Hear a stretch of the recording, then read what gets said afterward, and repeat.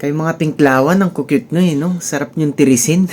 Karamihan naman sa inyo, yung mga social climber, yung mga mahilig mag-flex na mga pag sa Starbucks nila, yung mga aesthetic photos sa IG na sinishare nila para magmukhang mayaman sila. Tapos yung mga piniplex nila mga designer bags tsaka mga luxury items na hindi naman alam ng karamihan ang bumubuhay sa home credit mga yan.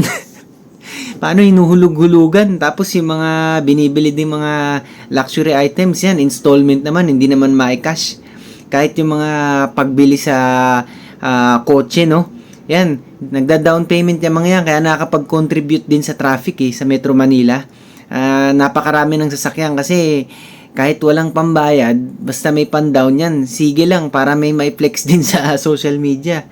Tapos, yung iba pa dyan, pati yung pinanta-travel nila, yan, inuutang din para lang may maipagyabang. Ha? Tapos yung iba, yan, ang dami kong kilalang ganyan talaga sa totoong buhay, sa totoo lang. Tapos yung mga yan, pinagmamalaki nila yan na high society sila. Tapos minamata nila yung mga DDS, kaya yung mga Bisaya, mga uneducated daw. Kala nila talaga kung sino sila no?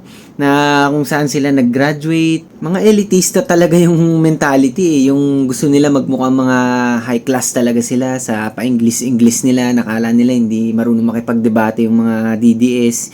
Kahit debatihin ko yung mga yan punto por punto baka mapahiya lang yung iba dyan, di ba?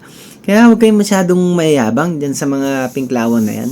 Kita nyo yung mga Bisaya sa Mindanao, yung mga minamaliit nyo yung mga yan, kita nyo, kung magkano lang ang sinisweldo nila, yun lang din ang ginagastos nila. Hindi nila kailangan magpanggap sa harap ng camera sa social media. Kaya tinan nyo, walang ganong traffic dun. Dahil, yan, hindi bili ng sasakyan na wala namang pambayad sa monthly. Tapos yung mga buhay nila, talaga simple lang. Kita nyo tayo taga Manila tayo, di ba? Metro Manila, taga Makati. Pero noon nagnenegosyo ako noon ng gulay, nagde-deliver ako. Namimili ako sa mga palengke pa. Nakikisalamuha ako sa mga palengkera. At talagang yun ang kinagisnan ko nung pa lang sa early days ng pagnenegosyo ko. Kaya talagang alam ko kung anong buhay nila. Hindi ko kailangan magpanggap na galing ako sa edukadong pamilya, ganyan. Hindi ganun kasi pare-parehas na lumalaban ng patas Yun ang dapat isipin nyo. Authenticity beats a fake lifestyle every single day. So start living real. Hindi naman natin kailangan magpanggap Kaysa naman na kayo nababaon sa utang para lang may flex. Tigil nyo na yan.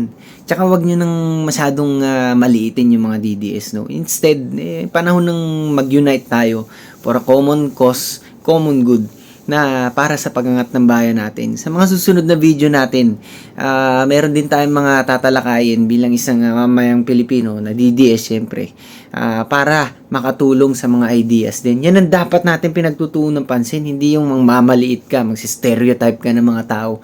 Maling-mali yan kaya makinig kayo.